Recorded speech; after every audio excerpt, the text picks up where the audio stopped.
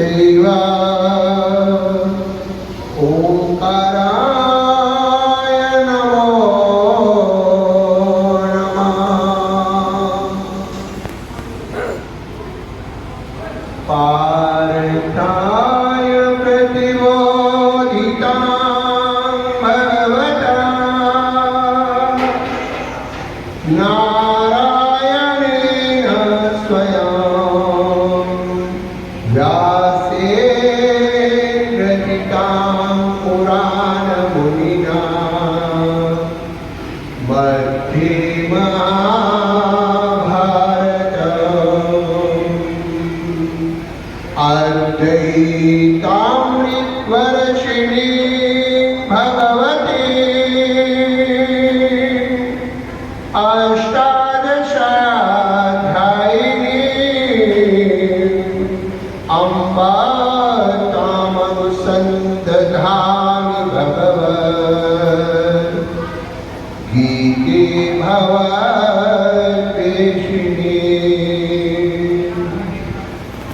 भीष्माद्रोणतटा जयद्रथविदा गान्धारनीलोत्पला शल्यग्राहकृतेन वहनी कर्णेन वेलाकुला अश्वत्थामविकर्णघोरमकरा दुर्योधनावर्तिनी सोत्तीर्णा खलु पाण्डवैरनहरी कैवर्तता केशव सदा शिवस्य समारम्भां शङ्कराचार्यस्य मध्यमाम् अस्मदाचार्यपर्यन्तां वन्दे गुरु परम्पराम्। चैतन्यं शाश्वतं शान्तं व्योमातीतं निरञ्जनं नादबिन्दो कलातीतं तस्मै श्रीगुरुवे नमः। सर्वश्रुति शिरोरत्ना विराजितपदाम्बुज वेदान्तामृतमार्कण्डः तस्मै श्रीगुरुवे नमः। महेशान परो देवो महिम्नो न परास्तुतिः अघोरा न परो मन्त्रो नास्ति तत्त्वं गुरु परम्। ॐ शान्ति शान्ति शान्ति।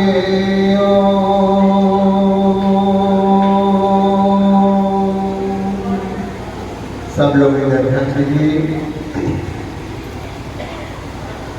परम श्रद्धेय परम प्रेमास्पद अनंत श्री विभूषित श्रोत्रिय ब्रह्मनिष्ठ पारभांस परिवराजकाचार्य वेदांत मूर्ति वेदांतवादी तपोनिष्ठ जालंधर पीठाधीश्वर श्री श्री 1008 महामंडलेश्वर ब्रह्मलीन प्रातस्मरणीय पूज्यपाद मेरे सदगुरु भगवान के श्री चरणों में मेरा कोटि शहर नमन है।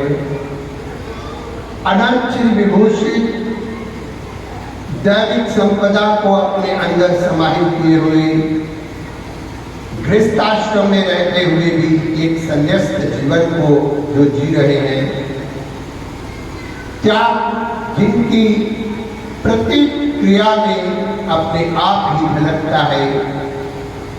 डोगरी भाषा में अनेकानेक युक्तियों के माध्यम से शास्त्र प्रमाणों के माध्यम से आपका मार्ग प्रशस्त करने वाले इस 12वें आध्यात्मिक विराट संत सम्मेलन आरसपुरा में जो चल रहा है, जिसका आज पंचम और अंतिम दिवस पूर्णाहुति के रूप में आपके समक्ष ये सभा है। इस विशाल कार्यक्रम के कर्णधार, सूत्रधार, परमाध्यक्ष एवं अनेक देवस्थानों के भी परमाध्यक्ष महंत मदन जी महाराज, आपको नमो नारायण। और जिनका बहुत ही भावपूर्ण भजन वो समय के अभाव में उसको पूर्ण नहीं कर पाए। हमारे मंच की वो शोभा है और बड़े बड़े सम्मेलनों में एक साथ और ये श्याम सुंदर जी उस समय के भजन गायक हैं जब मेरे गुरुदेव जम्मू कश्मीर में अनेकानेक सम्मेलन करते थे और इनको हर मंच पर बुलाया जाता था और ये इधर भजन गाते थे और मैं दरी पर बैठ कर के सामने सुनता था। उस समय से माँ सरस्वती के परमोपासक संगीत विद्या को जो स्वर सहित अच्छी तरह से पहचानते हैं, ऐसे वाणी के धनी माधुर्य जिनको ईश्वरीय देन है, ऐसे दीनानगर से पधारे श्रद्धेय श्याम सुंदर जी, और जिनका अभी श्रीमद् भगवत गीता जी पर आप उद्बोधन सुन रहे थे, ऐसे श्रद्धेय मेरे आत्मा स्वरूप में समुपस्थित प्यारे भारत के प्यारे बंधुओं, माताओं तथा बहनों, और राजेश्वर नंद ने बड़ा सुंदर भाव गीता जी का प्रस्तुत किया और जिसके माध्यम से हमारा भी मन बन गया कि चलो जितना भी हमको बोलना है श्रीमद् भगवत गीता जी पर ही हम अपने विचार आज रखेंगे। श्रीमद् भगवत गीता जी की गुह्य विचारधारा में प्रवेश करने के लिए आइए अपनी मन और वृत्ति को हम लोग एकाग्र करेंगे और मेरा साथ आप थोड़ा सा देना। मुझे म्यूजिक का इतना घर में गीता जी का पाठ, गीता जी का प्रकाश और कम से कम एक श्लोक गीता जी का सुबह शाम जब भी टाइम मिले आप लोगों को जरूर अपने घर में अध्ययन करना चाहिए और उस समय अपने बच्चों को पास बिठाना चाहिए ताकि उनमें अपने सनातन के संस्कार करें। इस मंच का जो एक विशेष प्रभाव है, अपने आप में एक योगदान है और महंत जी का जो जीवन का इनके सम्मिलित करने का एक मिशन है, उसका लक्ष्य है कि अगर मेरा हिंदू, मेरा सनातनी, यहाँ वो लक्ष्य नहीं है कि हमने चेले बना लिया, नाम महंत जी का नाम मेरा, और कोई अपना ग्रुप तैयार करना है और लास्ट वाले दिन 4-5 हज़ार को माइक से दीक्षा लेके बोलना है कि भाई आज से तुम मेरे चेले हो गए और मैं तुम्हारा गुरु और आरसपुरा में एक मेरा ग्रुप तैयार हो गया। नहीं, इन जितने भी आध्यात्मिक सम्मेलन जम्मू कश्मीर में ये करते हैं, पंजाब में करते हैं, साल में बहुत सारे सम्मेलन हैं, एक ही लक्ष्य है कि हमें अपने सनातन धर्म की रक्षा करनी है और सनातन धर्म की रक्षा तब होगी जब हम सनातन धर्म का वेद के बाद में अगर किसी को सम्मान ग्रंथों के लेवल पर आध्यात्मिक जगत में है तो वो है श्रीमद् भगवत गीता जी, और सर्वोपरि तो वेद है ही। और आप लोग हमसे जुड़े ना जुड़े, लेकिन आशीर्वाद या वक्तव्य के माध्यम से एक भी परिवार आरसपुरा का ये प्रण ले लेगा यहाँ इस मंच से कि आज से हमने अपने घर में बैठ करके गीता जी का 15 मिनट, 20 मिनट, आधा घंटा पाठ करना ही करना है, तो हमारा ये सम्मेलन सफल ही सफल। ग्रंथ से जुड़ने से हम सनातन से जुड़ेंगे, सनातन से जुड़ने से हम परमात्मा से जुड़े रहेंगे। और यदि व्यक्तियों से जुड़ते चले गए तो हमारा धर्म का बहुत बड़ा ह्रास होता चला जाएगा। मेरा टोला अलग हो जाएगा, दूसरे का अलग हो जाएगा। जितने गुरु आएंगे इतनी दीक्षा लेंगे, एक घर में 4 गुरु घुस गए तो एक ही घर के 4 ग्रुप हो जाएंगे। और गुरु के नाम पर वो लड़ाई करेंगे। एक कहेगा मेरा गुरु अच्छा, मेरे गुरु को बुलाओ। सिखिज्म में ये बात हमारे गुरुओं को 10वीं पातशाही में कहनी पड़ी। गुरु मान जो ग्रंथ, उसके पीछे यही लक्ष्य था कि बाद में लोग व्यक्तियों के नाम पर झगड़ा ना करें, ग्रंथ के साथ जुड़े। ऐसे ही मेरा आह्वान है इस मंच से आप सबको कि हम वेद से जुड़े, हम गीता से जुड़े, हम उपनिषदों से जुड़े, ब्रह्म सूत्र से जुड़े। व्यक्तिवाद को आज हमने तोड़ करके अपने शास्त्र के साथ जुड़े, सनातन के साथ जुड़े, धर्म के साथ जुड़े, धर्म में निष्ठावान हो। धर्म रक्षति रक्षिता, धर्म उसकी रक्षा करता है जो धर्म की रक्षा करता है। इसलिए 2 पंक्तियां बड़े भाव से पहले मेरे साथ बोलनी है। गीता मेरी पूजा, गीता गोविंदा, गीता मेरी पार ब्रह्मा, गीता भगवंता। गीता मेरी पूजा, गीता गोविंदा, गीता मेरी पार ब्रह्मा।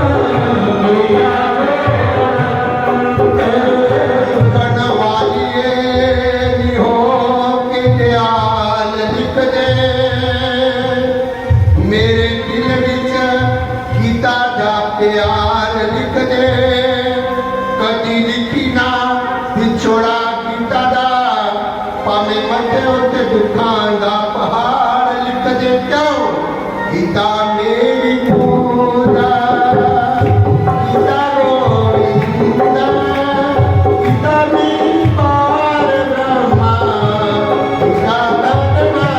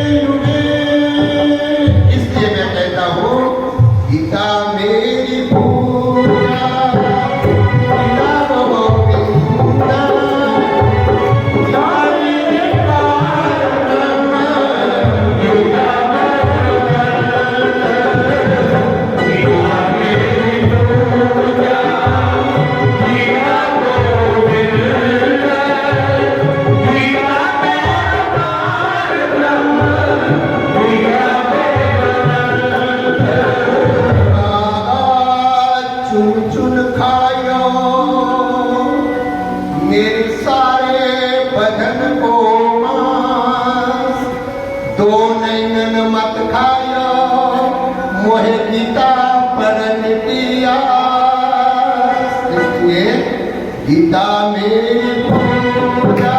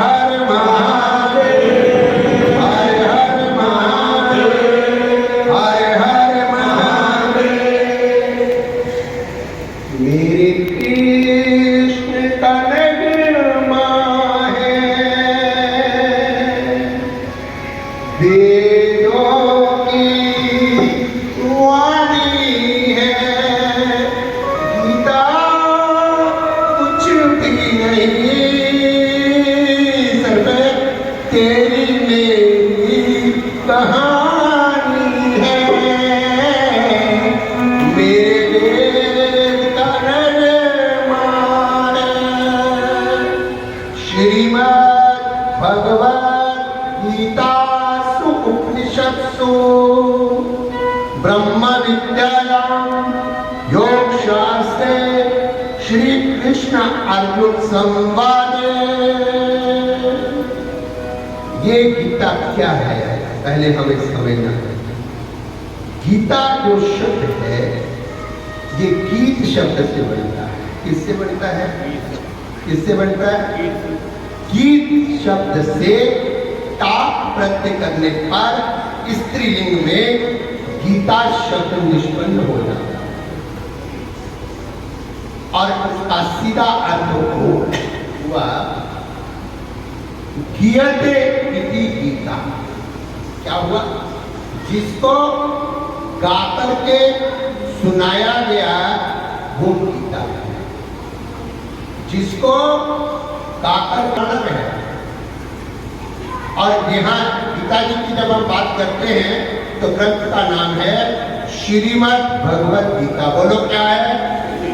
अगर माइक में बोल दो एक बार, मैं देखूं कि ठीक बोल। श्रीमद् भगवद गीता। ठीक है। और गीता शब्द का अर्थ है गाकर के सुनाया। बोलो क्या किया? अब प्रश्न पैदा हो गया, क्योंकि हमारा नियम है तद्विधि प्रणिपाते परिप्रश्नेन सेवया। जब टाइम हो जाएगा प्रश्न करना। ऑब्जेक्शन की, क्योंकि हमको टाइम का कोई एहसास नहीं रहता। ज्ञान पर रटा मटीरियल तो ऐसे में खत्म हो जाएगा। ये तो पता नहीं गुरुओं की मंदिर की बहुत कृपा है। ऑब्जेक्शन की ज्ञानम ज्ञान। एक प्रश्न पैदा हो गया यहाँ से। जब गीता जी का नाम सुना तो गीता शब्द का अर्थ देखा तो पता चला कि जिसको गाकर, किसको गाकर के सुनाया, किसको गाया गया और फिर वो गाना किसको सुनाया गया। और ऐसे देखो इतने शांत माहौल में भी श्याम सुंदर जी को भजन गाना हो तो तब भी थोड़ी बहुत दिक्कत होती है कि जो थोड़े बहुत लोग इधर उधर हिल रहे हैं वो भी जरा शांत होकर बैठ जाए तो मैं बढ़िया भजन सुनाऊं। आप सुनिए ऐसी वातावरण में वो गीत गाया जब शुद्ध के लिए आमने सामने 7 अक्षौणी सेना पांडवों की और 11 अक्षौणी सेना कौरवों की, कुल मिलाकर के 18 अक्षौणी सेना, और युद्ध की घोषणा हो चुकी है। नगाड़े बज चुके हैं, दुंदुभियां बज चुकी हैं, शंखनाद हो चुका है, घोड़े हिला रहे हैं, हाथी चिंगाड़ रहे हैं। बोलिए कितना शोर शराबे में ये कोई गाने का समय? बड़े से बड़ा वर्ल्ड चैंपियन गाने वाला ले आओ, इतने शोर में बोलो उसको गाए, वो तो भूल ही जाएगा कि कहाँ सुर लगाना है, कहाँ ताल जाना है। लेकिन इतने बड़े भयानक वातावरण में उसको गाकर के सुनाया। किसने सुनाया? आराध्य भगवान श्री कृष्ण ने सुनाया। और उन्होंने गाने के लिए वो शब्द कहां से चुराया? बोलो, जब कोई गाना होता है, जैसे श्याम सुंदर जी गा रहे थे तो ये बता सकते हैं भाई जो मैं भजन गा रहा हूँ इसके अमुक लेखक है, उन्होंने लिखा है, इसको संगीत उसने दिया है। अब मैंने थोड़ा उसको स्टडी किया तो चलो मैं भी आपको सुना देता हूँ, लेकिन मेरा लिखा हुआ वो गीत नहीं। भगवान जी ने जब गीत गाया महाभारत के गीत में, और जो मैं मंगलाचरण में श्लोक बोल रहा था जानबूझ के हमने पार्थ के लिए गाया। किसके लिए गाया? और बोल कहां से लिए? उपनिषद से। कहां से लिए? बोल कहां से लिए? ब्रह्म विद्या से लिए। बोल कहां से लिए? योग शास्त्र से लिए। 3 शब्द आते हैं। आप जब गीता जी की किताब घर में लाएंगे, हर चैप्टर के लास्ट में देखना जहां पर चैप्टर समाप्त होता है हरिओम तत्सत से पहले वेद व्यास जी ने हर चैप्टर के बाद में लिखा है गीता। गीता क्या है? उपनिषद है। क्या है? उपनिषद है। गीता ब्रह्म विद्या है, गीता योग शास्त्र है। अब एक प्रश्न और पैदा हो गया, क्योंकि हमारे सनातनी अपने ग्रंथों का चिंतन बहुत करते हैं। सोच लेना मैं क्या बोल रहा हूं। कभी कभी स्मृति के बदले में पीछे कुछ और छुपा होता है, बहुत करते मैंने बिल्कुल नहीं करते। इसलिए नगण्य संख्या हमारे सनातनों की, नगण्य शब्द का प्रयोग कर रहा हूं जो ये बता देगी कि उपनिषद शब्द का अर्थ क्या है। नहीं मालूम है, मुझे पता है। ठीक है, अब गीता ही उपनिषद है। क्या है? और उपनिषदों के मंत्रों को अपने भाग में उतार करके आराध्य भगवान श्री कृष्ण जो योगेश्वर है, सर्व कला संपूर्ण है, उन्होंने ही उन शब्दों का अपने भाव के माध्यम से हृदय से उनका चयन किया। उन्होंने ही इसको संगीत दिया, उन्होंने ही इसको स्वर दिया, उन्होंने ही इसको गाकर के सुनाया। किसको सुनाया? उपनिषद विद्या को। किसको सुनाया? क्या शब्द बोल रहा हूं मैं? आप बोल के दिखाओ, क्या बोला मैंने? उपनिषद। किसको गाया? उपनिषद। अरे बोल दो माइक में, उपनिषद। Very good. अब समझाना हमारा काम है, इसलिए मान जी ने बोला 1 घंटा भी कम है तो अभी नीचे देती हो। अभी तो हमारी उपनिषद को गाया, ब्रह्म विद्या को गाया, योग शास्त्र को गाया। और कहाँ गाया? महाभारत के युद्ध के बीच में गाया। किसके लिए गाया? पार्थ के लिए। ठीक है, और आप समझिए उपनिषद क्या है। बहुत बार आपको समझा दी, मुझे फिर सुन लो। वेद, वैदिक वाङ्मय, उसके 3 भाग हैं, कर्म, उपासना और ज्ञान। कितने भाग हैं? 3। 80,000 मंत्र कर्मकांड के हैं। 16,000 ऋचाएं उपासना की है और 4,000 मंत्र ज्ञान भाग के हैं। इसके ज्ञान भाग। और वेद का जो ज्ञान भाग है, जो शिरोभाग है, जो अंतिम भाग है, जो लास्ट भाग है, जिसमें 4,000 मंत्र हैं, वो ज्ञान भाग के ऋचाओं को जिन ग्रंथों में संकलन किया गया है ताकि व्यक्ति को कष्ट ना हो कि ज्ञान भाग कौन सा है, उपासना के मंत्र कहाँ हैं, कर्म के मंत्र कहाँ हैं, तो हमारे ऋषियों ने ज्ञान के मंत्रों को अलग करके जिन ग्रंथों में आज गीता प्रेस में आपको मिल जाएंगे उनको संकलन किया गया, उन ग्रंथों को उपनिषद कहते हैं। बोलो क्या बोलते हैं? उपनिषद हमारी धरोहर है, हमारा। और सनातन को समझे बिना कोई कह नहीं सकता कि हम सनातन। बोलो ना। सिखिज्म को समझने के लिए आपको ग्रंथ साहिब को समझना पड़ेगा कि नहीं? अरे बोलो। इस्लाम को समझने के लिए हमको कुरान को समझना पड़ेगा कि नहीं? अरे बोलो ना। क्रिश्चियनिटी को समझने के लिए हमको बाइबल को समझना पड़ेगा कि नहीं? अरे बोलो। बोलो ना। और सनातन को समझने के लिए हमको किसको समझना पड़ेगा? हमको वैदिक वाङ्मय को समझना पड़ेगा। फिर आपके सामने एक प्रश्न खड़ा होगा कि स्वामी जी हम कैसे समझ सकते हैं, क्योंकि ये सारा लिटरेचर संस्कृत में और वो भाषा हमको नहीं आती। तो उसके लिए सीधा उपनिषद ने बोला। आप उपनिषद का समझ में आए? ज्ञान भाग को उपनिषद कहते हैं और वेद के उसी ज्ञान भाग को महाभारत के मैदान के बीच में आराध्य भगवान श्री कृष्ण ने पार्थ को, अर्जुन को गा करके सुनाया। बोलो समझ आई?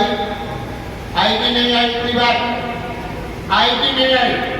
नहीं आई तो रिवीजन कराएंगे, आ गई तो आगे चलेंगे। वोट नहीं कल्याण होगा और ना ही भयानक बातें सुनने से होगा।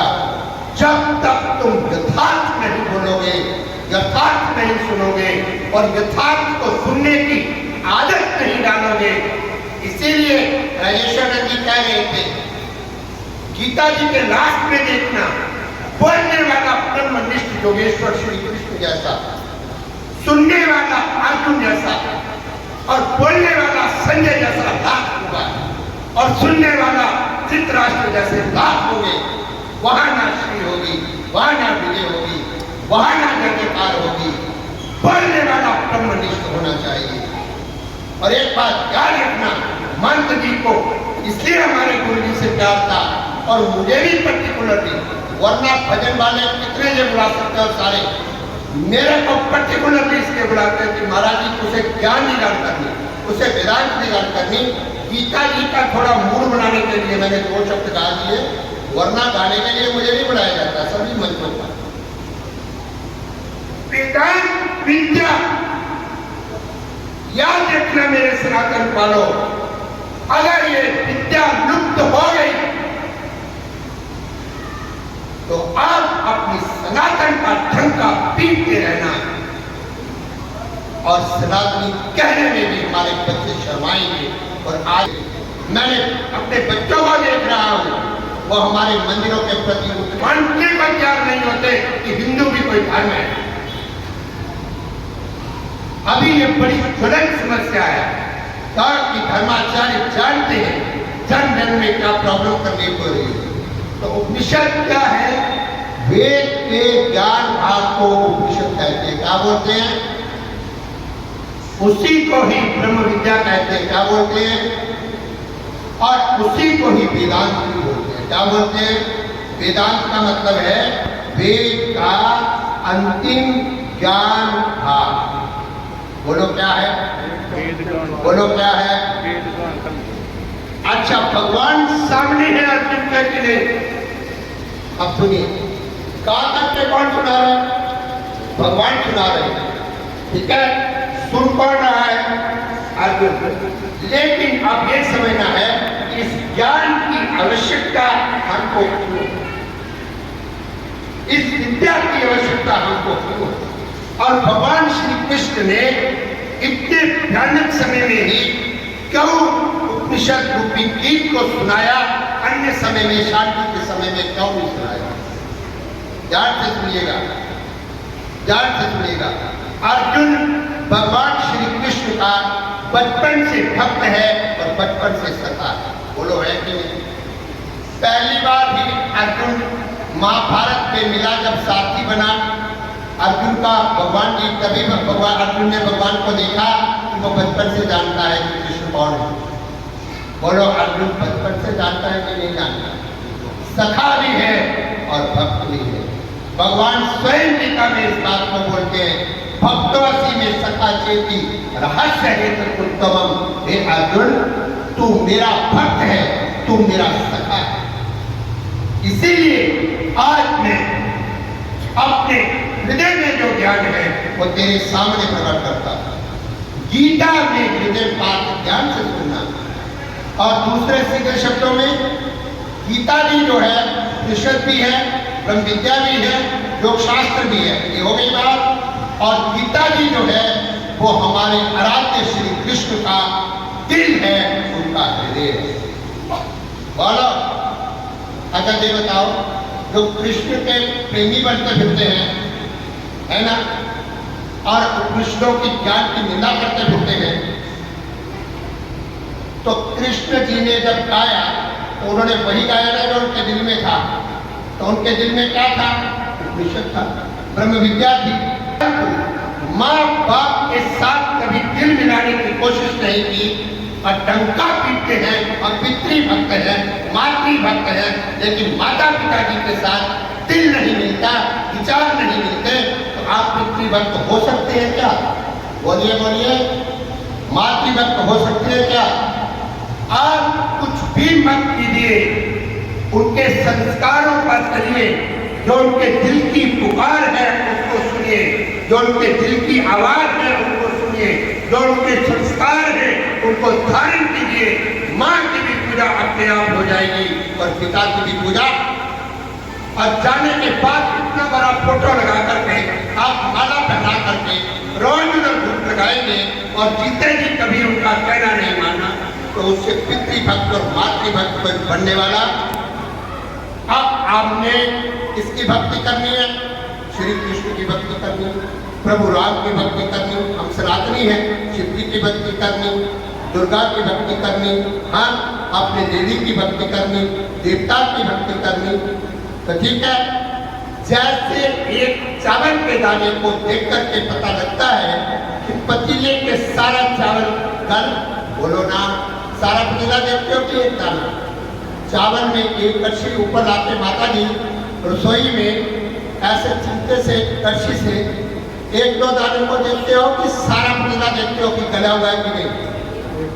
तो कृष्ण भगवान के दिल में जो है, तो ये समझ लो 31 करोड़ देवताओं के दिल में भी वही होगा, ठीक है। और ब्रह्मा और शिव के हृदय में भी वही होगा जो विष्णु भगवान के रूप में श्री कृष्ण के दिल में है। बोलो, जब अलग अलग हो जाएंगे,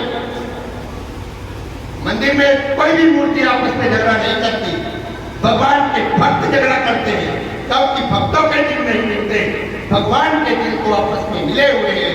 क्योंकि 33 करोड़ देवता हो, हमारे पूज्य आराध्य पंचदेव हो, सबके हृदयों में वही रहता है, वही अमर कथा है जो गीता है, और वही गीता है जो वेद है, और वही वेद है जो उपनिषद है, और जो वेद और उपनिषद है वही सनातन है, वही हिंदू है, वही हमारा धर्म है। और हमें गर्व होना चाहिए कि हम सनातन की परंपराओं में पैदा हुए। लेकिन खोखला गर्व भी कुछ नहीं करेगा जब हम अपने लिटरेचर को नहीं जानते, अपने ग्रंथों को नहीं जानते। बोलिए, समझ आगे बात की नहीं आई? तो भगवान जी के हृदय में क्या है? उपनिषद, ब्रह्म विद्या, जिसको गाकर के सुनाने के कारण ग्रंथ का नाम वेदव्यास जी ने गीता रखा, क्योंकि उस समय में उपनिषद विद्या कर्म भी है, क्योंकि कर्म योग के सांख्य योग के बाद सीधे 3 अध्याय गीता में है। कर्म भी है, योग भी है, ध्यान भी है, भक्ति भी है। 12वां अध्याय पूरा भक्ति का। पुरुषोत्तम योग में भगवान स्वयं अपना परिचय देते हैं। श्रद्धा भी है, निष्ठा भी है, तप भी है। 17वें अध्याय को देखिए कि सात्विक तप क्या होता है, सात्विक यज्ञ क्या होता है, सात्विक दान क्या होता है, सात्विक श्रद्धा क्या होती है, राजसी पूजा क्या होती है, तामसी पूजा क्या होती है, पूरा आपको विश्लेषण मिलेगा। भगवान के हृदय में दैविक संपदा रहती है। 16वें अध्याय में देखिए पूरी की पूरी अभेद सत्य संचुति ज्ञान योग व्यवस्थिति ही दान दमश्च विद्यश्च स्वाध्याय तप आर्जवम अहिंसा सत्यम क्रोध त्यागः शान्तिरपैशुनम दया भूतेष्वलोलुप्तम मार्गम हरिरचापलम। तेज भगवान के हृदय में कोई स्थान नहीं। वो स्वयं कहते हैं असुरों के नाश के लिए मैं बार बार आता हूँ। बोलो सवेरे हो कि नहीं? भगवान के हृदय में दैविक संपदा है, भगवान के हृदय में मोक्ष और फिर मोक्ष की इच्छा भी समाप्त हो जाए। 18वें अध्याय को देखिए, गीता जी का क्रक्स मैं बता सकता हूँ, पूरी गीता को बहुत टाइम लगेगा। 18वां अध्याय आप देखिए, पहले कहा जिज्ञासु बनो, मुमुक्षु बनो, मोक्ष की इच्छा करो, और एक समय में कहा स्वरूप का अनुसंधान कैसे हो कि बाद में व्यक्ति को मोक्ष की इच्छा भी ना रहे। 18वें अध्याय का नाम है मोक्ष संन्यास। क्या नाम है? क्या नाम है? मोक्ष संन्यास योगो नाम अष्टदशो अध्याय। और 17वें अध्याय का क्या नाम है? श्रद्धात्रेय। क्या नाम है? श्रद्धात्रेय, सात्विक श्रद्धा। गुरु के चरणों में श्रद्धा तो चाहिए, ना राजसी ना तामसी। सात्विक दान, ना राजसी ना तामसी। सात्विक तपस्या, ना राजसी ना तामसी। बोलिए।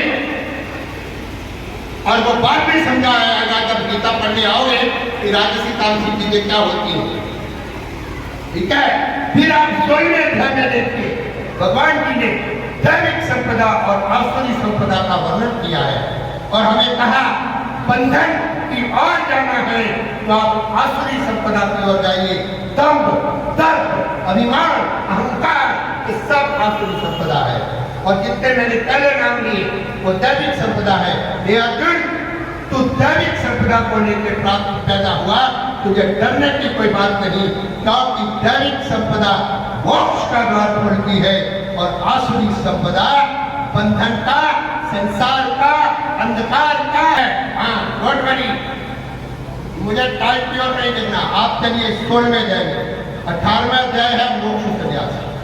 बाद में जहां तक मान जी जानते हैं ऐसा अनुसंधान शुरू का कि मुक्ति की इच्छा भी खत्म हो जाए, ताकि हम जान जाते हैं उस अवस्था में कि हम खुद ही रूप स्वरूप है, तो किसकी इच्छा करनी होगी। मेरी आत्मा में जब बंधन ही कोई नहीं तो मुक्ति किसकी। और बड़ी बात की बात है, मैं वर्ष बोलूंगा गीता जी को, मैं सीधा पाठ नहीं करूंगा। सीधा पाठ रटने वाला होता है और जब उल्टा पाठ करते हैं फिर पता चलता है कि आपकी कमाल कितनी है। उल्टा पाठ करने वाला उल्टी गिनती करना 100 में फिर पता चलेगा, सीधी तो सारे ही कर लेंगे। 16वें अध्याय की बात हो गई।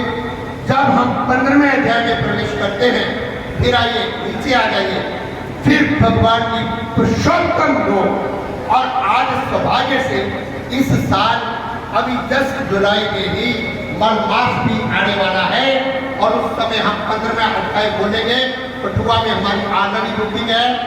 15वां अध्याय बोलेंगे महाकालेश्वर में और क्षेत्र विभाग 13वां अध्याय बोलेंगे ब्रह्म विचार वाटिका में। पूरी गीता चलेगी पुरुषोत्तम मास में। और वहां पर भगवान ने बोला द्वारिणो पुरुषो लोकेश्वर अक्षर वेद च शरः सर्वाणि भूतानि कुटस्थ अक्षर उच्यते उत्तम पुरुष सत्वन्या परमात्मे तु भारते लोकत्रयमा विश्व विभक्तव्य ईश्वरः। और भगवान ने कहा मैं अक्षर और शर पता चलेगा। गुणत्रय विभाग, उसका नाम है गुणत्रय। क्या है? रजोगुण क्या है और उसकी वृद्धि कैसे होती है, तमोगुण क्या है और उसकी वृद्धि कैसे होती है, कौन सी जगह बैठने से रजोगुण तमोगुण बढ़ता है, कौन से सीन देखने से रजोगुण तमोगुण बढ़ता है, कैसे व्यक्तियों के साथ चर्चा करने से, कैसी चर्चा करने से रजोगुण तमोगुण बढ़ता है। और भक्ति के लिए, ज्ञान के लिए सतोगुण की कितनी आवश्यकता है। इसीलिए व्यक्ति को हमेशा खाने पीने से लेकर के, पहनने से लेकर के, संग से लेकर के हर बात का ध्यान रखना चाहिए कि कहीं वो गलत ना हो जाए और हमारा रजोगुण, क्योंकि जैसा खाए अन्न वैसा बने मन। और 13वें अध्याय में जब आप प्रवेश करते हैं तो महंत जी बड़ी बड़ी बधाई हमारे सामने है। भगवान बोलते हैं इदं शरीरम कौन्तेय क्षेत्र विद्यते एतत् वेदितं प्राहुः क्षेत्रज्ञ विदितं विदाम्। ये शरीर एक है और एक उसको जानने वाला है जो एक को जानता है। एक को जानने वाले का जिसके पास में ज्ञान है वही असली ज्ञान है, बाकी सारे अज्ञान है। और जब 12वें अध्याय में आप प्रवेश करेंगे, 12वें अध्याय का नाम है भक्ति योग। क्या है? भक्ति योग। क्या है? भक्ति योग। तो तब भगवान क्या करेंगे? निश्चिष्यसि मामेव अतः उद्भवं न संशयः। हे अर्जुन, हे पार्थ, और दूसरे शब्दों में हे मेरे प्यारे प्यारे सनातनी। अर्जुन का नाम लेने का मतलब नहीं है कि ये ज्ञान केवल अर्जुन के लिए, क्योंकि ये ज्ञान तब दिया जा रहा है जब द्वापर की समाप्ति होने वाली है और राजा परीक्षित का राज शुरू होने वाला है और उसके राज में कलयुग आरंभ होने वाला है। और भागवत बताएगी कि राजा परीक्षित ने पीट पीट के कैसे अपने राज्य से उसको बाहर निकाल दिया और उसको 4 स्थान रहने के लिए कौन से दिए, वो बाद में सुनाएंगे। अभी मैं भागवत कथा नहीं कर रहा हूँ, मैं गीता जी पर बोल रहा हूँ। हे अर्जुन, बोलो आपके पास मन है कि नहीं? अच्छा, आपके पास बुद्धि है कि नहीं? तो नहीं किसी को नहीं हो क्या खड़ा कर, पर मेरा साथ की बुद्धि परीक्षित में आ गई, उसका मुंह पहन दिया, तो क्या पता मेरी पत्रिका के वेदांत की बुद्धि आ जाएगी, तो हो जाता है, पर बुद्धि है कि नहीं? अरे बोलो, वेरी गुड। और पर्स में पैसे है कि नहीं? निसराना भाई मतलब बुद्धि मिलेगा, अरे बोल तो दो, भगवान के सामने क्यों बोलते हो हमारा पर्स खाली है? हमेशा कहो त्रिलोकी का नाथ हमारा पिता, हमारा पर्स खाली कैसे हो सकता है? याद रखना। और जो पर्स रसदार होगा, जब बाजार जाते हो तो पैसे सोच समझ के खर्चा करते हो, क्या गली आई उसे 50 रुपया है, अगले मोड़ पर 200 रुपया है, उसे लगा 500 रुपया खिलाड़ी है, उसे लगा। क्वेश्चन ये है मित्रों, आप पैसों को सोच समझ के विचार करके जहाँ खर्चना है वहां खर्चते हो या ऐसे खिलाते हो?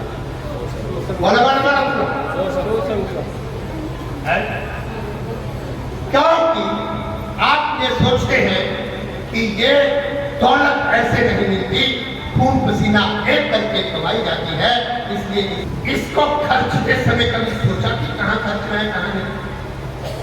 ये जो बुद्धि है इसको खर्चते समय सोचा भी नहीं।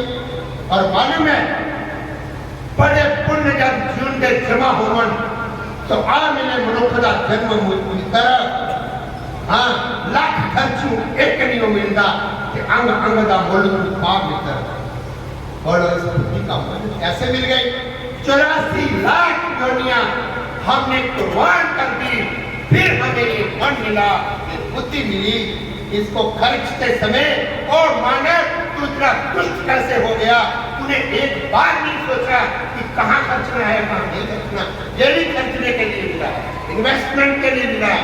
इसको कोई ब्लॉक करके नहीं, मन का जितना उपयोग करोगे मन उतना सूक्ष्म होगा, बुद्धि का जितना उपयोग करोगे बुद्धि उतनी सूक्ष्म होगी। जितना ब्लॉक कर दोगे मन संकल्प करना बंद कर देगा और बुद्धि सोचना, इसका खर्च करो। लेकिन सोचना मन जो अभी हमारे पास है ये मुश्किल से मिला या 1000 का नोट मुश्किल से मिला? अगर दोनों में तुलना करें तो मन मुश्किल से मिला कि 2000 का नोट मुश्किल से मिला? मन मुश्किल से मिला कि 10 करोड़ मुश्किल से मिला? ये बुद्धि मुश्किल से मिली कि 500 करोड़ मुश्किल से मिला?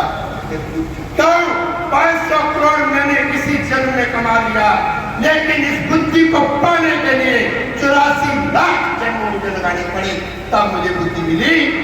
और आज इसको खर्चने की बारी आई इंसान के रूप में, तो इंसान को सोचना नहीं है कि इसको कहाँ लगाना है कहाँ। तो भगवान ने कहा जो अपनी बुद्धि अंदर समाहित करता हूँ और जो संसार में जगह जगह मन को खलेरता है, बुद्धि को खलेरता है, वो कभी भी मेरे पास नहीं आ सकता। इसीलिए भक्ति योग में भगवान ने सूत्र दिया, मयि मना आदर्श मयि बुद्धि निवेशय शिष्यसि मामेव अतः बुद्धो न संशय। आगे चलिए, जब हम 11वें अध्याय में हैं तो भगवान 11वें अध्याय का नाम है विश्व दर्शन। क्या हमने विश्व दर्शन, विराट स्वरूप भगवान दिखा रहे हैं। और उसमें अर्जुन कहता है प्रभु आपकी महिमा को ना जानते हुए मैंने बचपन में आपके साथ कितना गाली का प्रयोग किया, कितने मैंने हाथ शब्द मैंने आपको ऐसे ही समझ लिया। एक बार याद रखना, इससे जो शिक्षा मिलती है, कई बार मैं महंत जी को देखता हूँ, बड़े सरल स्वभाव होते हैं और सर पे आप लोगों से ऐसा बर्ताव करते हैं जैसे भाई के साथ किया जाता है, छोटे भाई के साथ, जैसे अपने बेटे के साथ किया जाता है, जैसे अपने सखा के साथ किया जाता है, जैसे अपने मित्र के साथ किया जाता है। लेकिन उस समय में कई बार शिष्य ये भूल जाते हैं कि हमारी मर्यादा क्या है। वो सोचते हैं कि गुरु भी साढ़े आने का लल्लू मजलू है और उसके साथ वो गरिमा में मर्यादित व्यवहार को भूल करके हम मर्यादित व्यवहार करने लगते हैं। और जब पूरी कृष्ण ने जो 7 गुली डंडा खेलते थे, 7 खेल खेलते थे, ये भी कई बार लोगों को सुनाते थे, अक्षरानंद के साथ खेलते थे जरूर। वो समय था जब उनका विराट रूप सामने आया और जो रोना, जैसे एक पिता अपने पुत्र को माफ कर देता है, जैसे गुरु अपने शिष्य को माफ करता है, अर्जुन भगवान की स्तुति करते हैं सारे ऋषिकेश तव प्रकृत्या इत्यादि मंत्रों से। अभी मैं पूरा नहीं, जैसे ही आप 10वें अध्याय में जाएंगे, भगवान अपनी अनगिनत विभूतियों का वर्णन वहां पर करेंगे और बोलेंगे वेद के अंदर मुझे ढूंढना है तो मैं ओंकार हूँ, और अगर मुझे वेद के प्रारूप में देखना है तो वेदों में मैं साम वेद हूँ। क्या साम वेद हूँ अर्जुन। और अपनी विभूतियों का नंबर लगाएंगे जब आप 9वें अध्याय में बोलेंगे राज विद्या राजप्रिय पवित्र उत्तमम, राज विद्या राजप्रिय का उपदेश देंगे। 8वें अध्याय के अंदर भगवान जी अक्षर ब्रह्म का उपदेश देंगे। 7वें अध्याय में कर्म संन्यास योग का उपदेश देंगे। 6वें अध्याय में आत्म संयम का उपदेश देंगे। 5वें अध्याय में कर्म संन्यास योग का उत्तम उपदेश देंगे। 7वें अध्याय की गलती हो गई, ज्ञान विज्ञान का उपदेश देंगे। और फिर 4थे अध्याय में आकर के वो कर्म संन्यास का उपदेश देंगे। 3रे अध्याय में भगवान जी कर्म योग का उपदेश देंगे। 2रे अध्याय में भगवान जी सांख्य योग का उपदेश देंगे। और पहला अध्याय तो अर्जुन का रोना धोना है, अर्जुन की बीमारी है, अर्जुन का कार्पण्य दोष है, अर्जुन का अश्मल है। और 2रे अध्याय से लेकर सांख्य योग, कर्म योग के बाद में भी सुदर्शन योग, भक्ति योग, क्षेत्र क्षेत्र अग्नि सीधा कर रहा हूँ, क्षेत्र क्षेत्र विभाग योग, उसके बाद में गुणत्रय विभाग योग, पुरुषोत्तम योग, सत्तात्रय नाम योग, मोक्ष संन्यास योग, ये अर्जुन का इलाज किया। क्या किया है? 17 अध्याय में इलाज है। पहले अध्याय में बीमारी को डायग्नोज किया कि उसको बीमारी क्या है, और अगर आपने पूर्ण व्यक्तित्व के साथ जीना है तो पहला अध्याय हम सब की बीमारी है, जिसको आज हम डिप्रेशन कहते हैं, टेंशन कहते हैं, फ्रस्ट्रेशन कहते हैं। और ये बीमारी घर घर में है। और गीता जी के 2रे अध्याय से लेकर के हर टेंशन का, हर डिप्रेशन का आपको इलाज मिल जाएगा। 18वें अध्याय तक मिल जाएगा। आप लोग गीता पढ़िए, नहीं समझ आता तो हम लोग 24 घंटे आपके लिए जा रहे हैं। गीता जी से जुड़िए, अपने सनातन से जुड़िए। सनातन धर्म से जुड़ने से अर्थ है कि हमारा मनुष्य जीवन में यहाँ पर आने का प्रयोजन सिद्ध हो गया। अब अपने धर्म को प्रणाम करके जा रहे हैं, सल्यूट करके जा रहे हैं, धर्म के साथ जुड़ते जा रहे हैं, धर्म का पालन करते जा रहे हैं। और ऐसा करते करते यदि हम किसी समय मर भी जाएंगे तो भी हमारा गौरव है, क्योंकि हमने अपने धर्म में किया और धर्म में अंतिम सांस ले ली। किसी लालच में पड़ करके मेरे सनातनियों, ना अपने वेद का त्याग करना, ना विष्णु का त्याग करना, ना गीता का त्याग करना, ना अपने गुरुओं का त्याग करना। ऐसे सच्चे गुरु केवल सनातन धर्म में मिल सकते हैं। मैं दुनिया में घुमा हूँ, मैं जानता हूँ क्या कपट होता है, आपको नहीं मिलने वाले हैं। आप भाग्यशाली हो, आपके सनातन के खजाने को पहचानिए। अभी देखिए, मैंने 1 घंटे के अंदर ही गीता जी के जो शब्द आपको सुनाए, आपको लगा नहीं मन में, चाहे समझ कम आई चाहे ज्यादा आई, लेकिन पता लग गया। आप याद रखना, कदमों तले है दौलत तेरे, फिर भी दौलत को ढूंढता है। ये गीता जी वेद से बड़ा कोई भी खजाना संसार में नहीं है। ये हमारे मंदिर, चाहे ये मंदिर हो चाहे कोई मंदिर हो, हमारे मठ, हमारे आश्रम, चाहे हमारे क्रिस्ती गुरु हैं, चाहे हमारे सन्यासी गुरु हैं, हमारे सनातन के ये सर्वमौन हैं और सभी वंदनीय हैं, सभी पूज्य हैं। चाहे श्याम सुंदर जी हैं, चाहे हमारे महंत जी हैं, चाहे ऋषानंद जी हैं, सभी आदरणीय हैं, सभी एक है।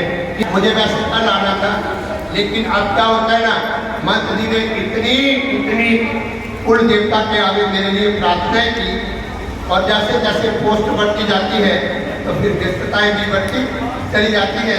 और जब मेरे पास कोई पोस्ट नहीं थी तो मैं 5 दिन यही रहता था, मोनू के घर में ही रह जाता था, फिर मैं कहीं जाता ही नहीं था।